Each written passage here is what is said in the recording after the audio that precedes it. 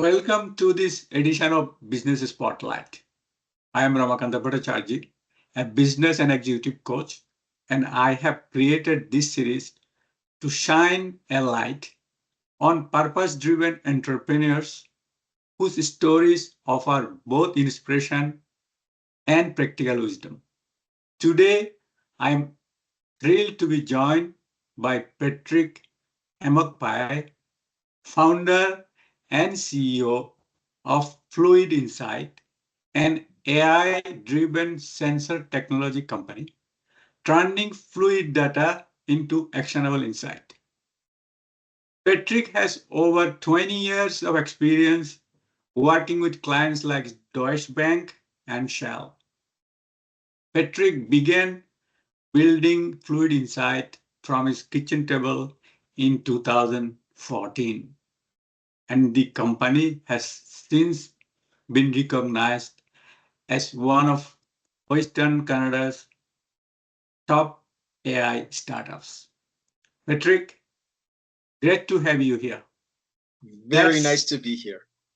That's your story in brief, but I would love to hear it in your own words. In my own words.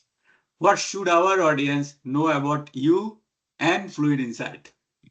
It's always best to start at the beginning. So the reason FluidInsight exists and is a thing today is because someone told me that it wasn't possible. So you mentioned I was literally sitting at my kitchen table and I had a consulting company, and this was back in before 2014. So it was before everybody was using AI as a noun, verb, adjective in every sentence. And so I was really interested in what machine learning specifically could do. And a lot of my clients were in the oil and gas industry, mining. And so I thought, from a maintenance standpoint, there's probably something that could be done in terms of showing people, hey, adding a predictive element to maintenance. And I remember talking to my friend, and he said, to be honest, everything that's already been done has been done. There's probably nothing there. And I thought, okay, that's good. I don't want to waste my time doing something that doesn't need to be wasted. And then literally he said something that changed my life. He said, some things just happen because they happen. And I said, oh, like what? And he said, well, sometimes a gearbox is just going to go because it's going to go, and there's no reason behind it. And I thought, I'm not an engineer, but that doesn't make sense to me. And it literally stuck with me for weeks. And then I started thinking, it seems like it's something that's taken for granted, but not necessarily something that doesn't have a solution. And so one of the things I found was that in aviation, people would use sensors specifically to find metallic particles in fluids. And so what I did is I thought, okay, that can be something that I combine and use AI to leverage. And then as I started moving deeper into it, I realized that even before that, you have a fundamental problem with the chemistry that leads to those particles most of the time. And that's really where FluidInsight was born. And so started with the idea that we would use existing hardware, but then realized that it really didn't exist in the way that we were using machine learning and the type of artificial intelligence algorithms we were creating. And so it eventually evolved to the point where we developed our own hardware specifically for the algorithms that we were building.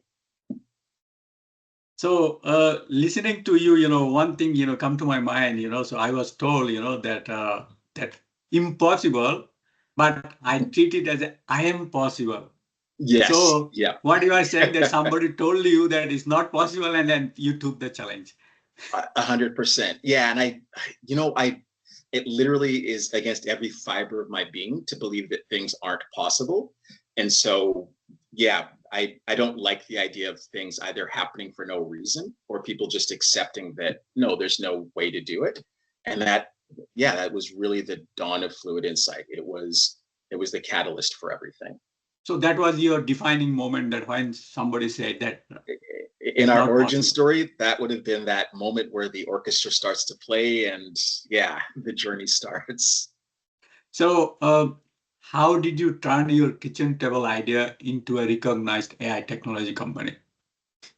It was interesting. I'm a really big believer in anything can be learned. And so my background isn't in machine learning, it's not in mechanical engineering, electrical engineering, analytical chemistry, electrochemistry.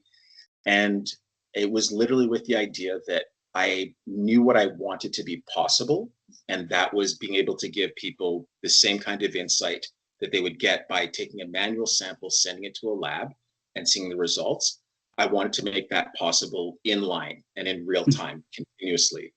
And so I started studying. I started reading everything I could read. And then I was really blessed. I came across a lot of really great university professors who are my friends to this day, started some projects so I could build the foundation for let's call it the solution architecture that we have now. And then from there, let's call them the minimum viable product, proof of Mhm. concepts, using existing hardware. And then from there, transitioned into this is exactly what we need for our solution. I see. So, can you share, that one or two key milestones, that mark, the marking your turning points in your company's journey?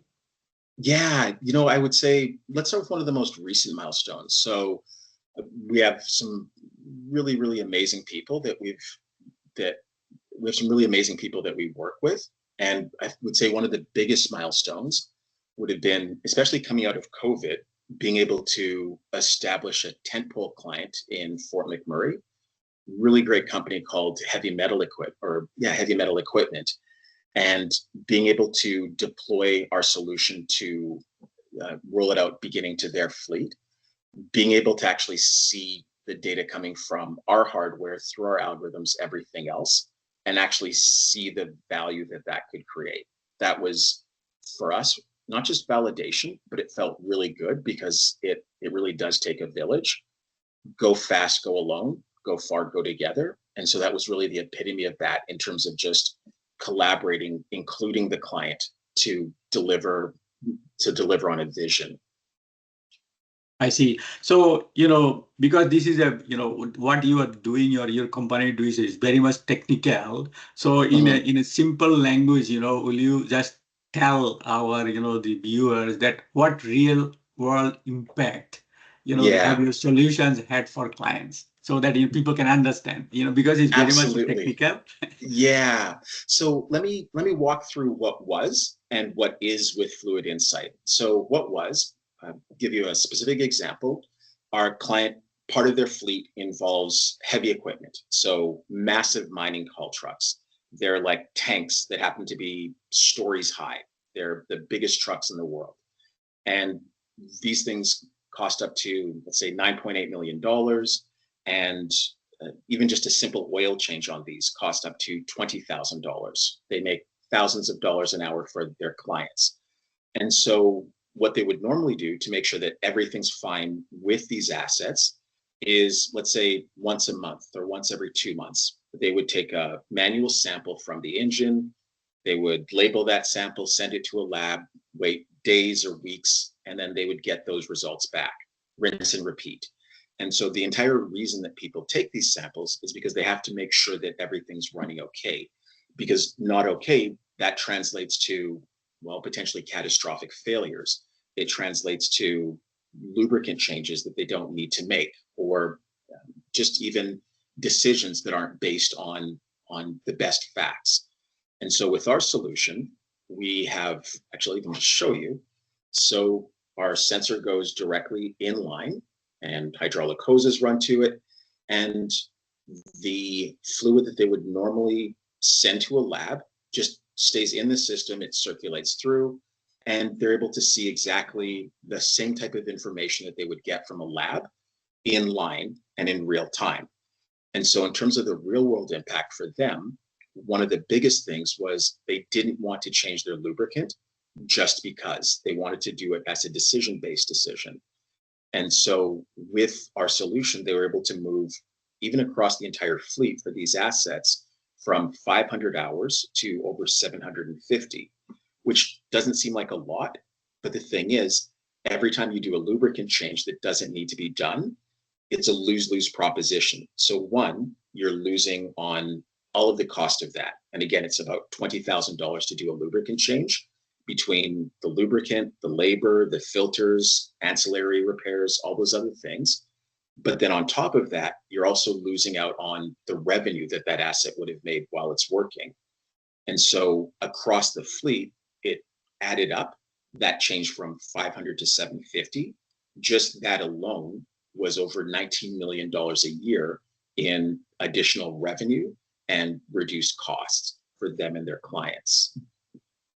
I understand because I am an engineering from the engineering background and analytical background, and also I had experience in the the mining industry, so I understand. So if I summarize, so what your technology have, it has improved the plant and predictive maintenance, reduced time, and then real-time on-time decision making. So your technology has helped the companies to utilize their assets better and better predictability and lower downtime, higher uptime.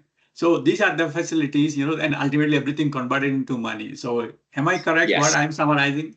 Yeah, absolutely. And for us, it's my tagline, you can never have enough good information. And so really the inline solution is the tip of the spear. It's a fully integrated inline analytics platform. And so for us, it's more than just here's what's happening with the chemistry in, let's say, your haul truck engine, or in this transmission, or even in this part of your supply chain. It's about being able to bring information together so that beyond just the tactical side of lowering cost and increase revenue, they also have more information to make better decisions and faster. And so that was a really big part of designing this. It connects to other systems and also provides them with more information. And on top of the inline solution, we've also built out a full work order ERP that's AI powered. So where, let's say, a company would normally need 20 people doing work order management, now that can be done by a fraction of the people, but with a system that also connects to what's happening in line. I see. As because, so we already discussed about that, the increased efficiency, uptime, higher availability of the assets, right? And so being in engineering also, because my basic is in engineering. So my second question comes immediately, hey, what is the reliability of your solution? How accurate your system predicts, your online, inline system predicts? It's extremely accurate. One of the things that I talk about, things that I'm really proud of and milestones. So getting a bit nerdy for a second into the analytical chemistry, there's different ways to do chemical analysis. So there's what's called FTIR and ICP-AES and gas chromatography. And Carl Fisher analysis. So Carl Fisher analysis is one of the big ones because one of the leading causes of catastrophic failure is water ingress. It leads to corrosive elements within your lubricants, and that causes catastrophic failures. Things go boom. And so when we actually look at the efficacy of our solution and the accuracy, because our algorithms are fluid specific down to the specific brand that you use, our accuracy on, again, it doesn't seem like much, but on something as simple as water ingress is far more accurate than even laboratory analysis and established ASTM standards. That's for us it's a really big thing to hang our hat on, because it's an older paradigm, and we're all let's say we're all subject to status quo. That's the best way to put it. But the reality is the world has changed an incredible amount, and the entire idea of taking manual samples started in 1955. We're going to go to the moon one day, and we won't have the luxury of sending samples from the shuttles back to labs. It will be our solutions that are actually taking us beyond where we are right now, literally and figuratively. Very interesting. But I would like to discuss more, but it's offline, not here. So let's shift the gear a little bit. Yeah. So since launching, the FluidInsight, is this named a top Alberta startup, by 100. Yeah, recognized by Accenture, and you file, the patents, and they made the Edmonton 50 scale up list. So Mhm. what has been some key turning points in that journey, and what did you learn from them? So I would say one of the biggest turning points, and we've been talking right now with the use case with regards to inline analysis of critical assets. But at the end of the day, fluid is fluid is fluid. And so I would say one of the key inflection points, I remember someone had reached out to us and said, what you're doing right now and what you're planning to do in heavy equipment, there's a large market for that. But at the end of the day, it could be a diesel engine lubricant, but it could also be drinking water. It could also be diluted bitumen. It could be literally any fluid. And so when you talk about turning points, that was a really big one. So Mhm. some of the opportunities actually that we're working on right now don't have anything to do with mining haul trucks or anything to do in the oil and gas sector or mining. They actually have to do with applying our solution to data centers and monitoring the fluid that cools the data centers. Mhm. That's going to be massive. There was a BBC article, and so they were saying that by 2030, they're expecting that we'll be using 1.7 trillion gallons of water to cool Mhm. data centers. A Correct. lot of that, there's only a finite amount of fresh water in the world, and a lot of that fluid also has to get disposed of. So Mhm. applying our solution, we can one, monitor that fluid, but on top of that, really what everything's going to come down to is these companies, the AWSs, the Googles, et cetera, they're going to become fluid management companies where they have to cool their data centers. With our solution, we can one, monitor what they're using to cool it from the source. We can monitor that fluid while it's running through the data centers to make sure that it's doing what it needs to do effectively, that it's not contaminated.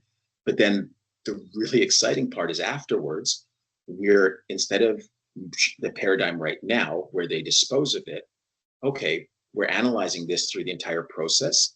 And so we can actually analyze it for filtration and chemical treatment so that it can be reused. Recycling. Less goes back into the environment, if any, but also now they're lowering their cost so that when we do a query with ChatGPT or when we Google something, that water that we're not thinking of as part of the process isn't depleting the finite resource that is important no matter who you are or where you are in the world. So if I what I understand, your turning point that your technological solution not only Mhm, applicable in the mining industry, see it has a mhm. vast the implementation in an Yeah, area. Number yeah, two, and also from there you are talking about the the recycling that instead of throwing yes. the that it can be applied in the water, the other Mhm. cooling agents and recycling aspects. So that's the turning point. Yeah, exactly, exactly. Okay. So what's one, the significant, the challenge you faced, in scaling your technology and business? One of there's two answers to that, and they fit together. One of the biggest challenges, I mentioned that we're all subject to status quo. And so a lot of times, and I don't blame them, a lot of times companies have the paradigm that we're doing well enough now. We have more money this month than we had last month. And so let's just keep doing things the way that we do it. And the status quo is safe until it's not. But we don't realize that until, oh my gosh, we've hit the iceberg. And so that's been one of the biggest things is there's that law of diffusion of innovation where you have to reach a certain tipping point till something that's new becomes something that's mainstream. And so really just persevering through that and understanding that sometimes the objection is simply, yeah, we've always done it this way. And that's literally the only reason why people don't want to. And so the where I, the second part of the answer that I mentioned is that for us, we also knew that this is groundbreaking technology. We had to develop it knowing that 95% of it would be developed the way that everything else is. But the last 5%, with this marriage of machine learning and inline sensor chemistry, could only really exist by saying, now we're putting it into the real world, knowing that there's things we don't know. And we're going to have to iterate the design and our approach and our solution architecture based on that. And again, I give a lot of credit to our clients because they understood that and they even predicted that with us. And they said, we know that what you start with will be different than where we end up. And we're okay with that. And so that really allowed us to build the solution for not only scalability, but also for manufacturability and to make it as easy as possible for companies to install. So what I understand that the challenges you are, so it's not of a technological, it's more of a human mind, right? So people, you mentioned several times the status quo, people want to maintain, people want to remain in their comfort zone, so it's not that easy. So that then the question to you that when you are facing this, so how did it shape your leadership and approach to innovation? I think everyone has entrepreneurial superpowers. That's my belief. We're all part of the entrepreneurial cinematic universe. And so I would say mine is passion and also just stubbornness. I don't give up. And I think that's really, if you look at anybody that's achieved anything, there's a point where they could have said, this is hard. I'd rather go do something else. That I think has really allowed us to leap that chasm. And it also helps when you're able to impart that vision and that passion to the people around you, whether it's on your team, your clients, people that might be looking at you as investors. It makes a big difference when you legitimately love what you do and you do have a drive for it. Okay, so what you are saying that the passion and drive. Yeah, those would absolutely be the biggest things.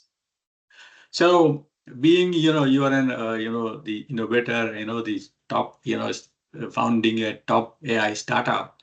So what advice, would you give to someone that who is envisioning a startup, especially in turning an early idea, into a clear, actionable path forward? Okay, so if I was being flippant, I would say have the good sense to be born independently wealthy. But failing that, then I would say the biggest thing would start with an idea, even if it's completely audacious. Start with an idea of what you want. I remember I was in Montreal at an event, and there was a lady that was literally, she at the very beginning of her entrepreneurial journey, and she wanted to put something together that would connect kids to go on play dates. Okay, that's great. So start with something that you have a passion for, but then start with an idea, even if it's in the back of your head, of how big it can become.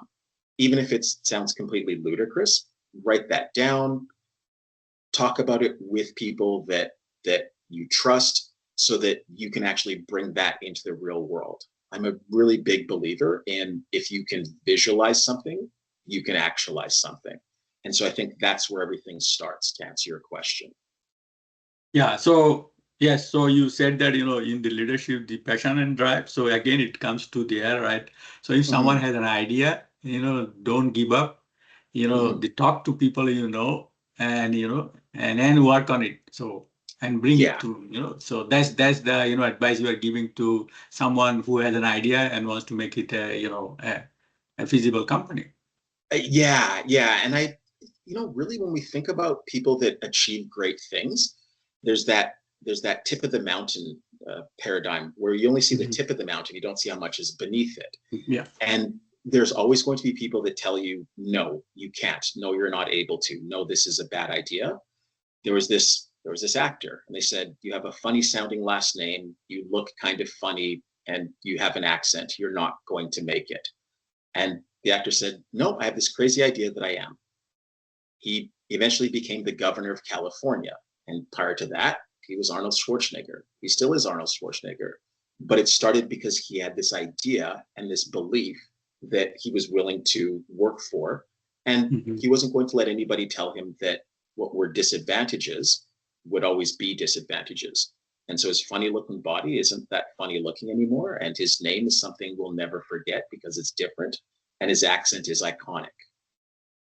Yeah. So again, so what you are saying that, if you have an idea, when you talk about that, some people there will be a lot of naysayers, and there will be a lot of people who will critique instead of giving you, encouraging it, but don't give up, right? That's that's the message, correct? Yeah, 100%. So you have been building this, for over a decade now. So when you think about, scaling further, what's currently on your mind? Either it's a team, partnerships, product development, or something else? So the big things, being strategic, our beachhead market is the Western Canadian mining sector. And so in terms of market penetration, that's where our focus is. And then on the market expansion side, we're really an analytics company that also has an inline solution. And so for us, again, you can never have enough good information. And so being able to tie those two together makes a big difference. When again, I talk about, if you can visualize something, you can actualize it. And so when I say, yes, this will be part of a vessel that's taking us to Mars one day and back, I mean that. And then along the way getting there, we also want to build the right partnerships. So with large OEMs, with companies, I'd mentioned the data centers. I think all of those might seem divergent, but there's a common thread that runs through it. And it's about being able to make better decisions faster. And that's really our stock in trade. That's our North Star. And then what about your team development? So in terms of team development, do you mean in terms of what our team is going to look like as we grow? Because if you want to scale it, then it's a completely different ball game. You start up, you put everything. Now you are going into the different scale, so that you are looking for the collaboration with, so that is the market side of it. But delivering your product, then you need a team. What that looks like is we're adding senior data scientists, and we're also adding people that are completely focused on client delivery. So that's everything from someone forgot their password to we're rolling out new firmware updates. And then the other side of it, and again, to me, the CEO's job is to be the visionary in the company. You have to wear, or typically, maybe I'm wrong, but I think you have to wear all the hats at the beginning of the journey, so you understand how the pieces fit together and what you're looking for, what you're good at and what you're not. But then afterwards, you need to build out people that also become part of your outward face. And business development for us is one of those key areas where the team, as it evolves, there'll be more dedicated business development and marketing experts and personnel that are part of the team. So you have the the vision and the visibility where what to do and whom to place where. Okay, so I am at the the end of my interview. So my last question to you: if you had an extra couple of hours a week to reflect on growth, strategy, or leadership development, what areas would you explore more deeply? That's a great question, because I think there's a schizophrenic nature to a lot of entrepreneurs where sometimes you have to be pulled to putting out this fire or taking care of this short-term thing, but then you also have to, at the same time, be able to think about vision, so that tactics aren't submarine or aren't coming at the expense of strategy. And so if I was to take a couple of hours, it would really be to think about, okay, just looping back and thinking about how the day-to-day tactics are aligning or not aligning with the strategy. That would be the biggest thing. So if I could turn a 24-hour day into a 26, that's where I'd spend those extra 2 hours. Yeah, but it's not possible. So we have to get that, the time from, within the 24 hours. So have you ever thought about, the talking to a mentor or taking with, a mentor, so that, or accountability coach, who will help you grounded on your big vision? Yeah, and I really feel blessed because I have a lot of really great mentors. And I think it's really important to have people that are willing to tell you, nah, you'd said this 2 weeks ago, but now you're not lining up with where you'd want it to go. And people that can not only hold you accountable, but have your best interest at heart and have a vested interest in FluidInsight doing well. And so, yeah, to answer your question, I'm very blessed in terms of having some amazing mentors. Very good. So Patrick, Thank you for sharing your journey and for showing how innovation and persistence can turn an idea into an impact business. To those Thanks. tuning in, if Patrick's story resonated with you and you are looking to grow your business or scale your innovation, I invite you to connect. You will find a link in the description to the business background questionnaire, a short form that helps explore how I can support growth focused entrepreneurs like you.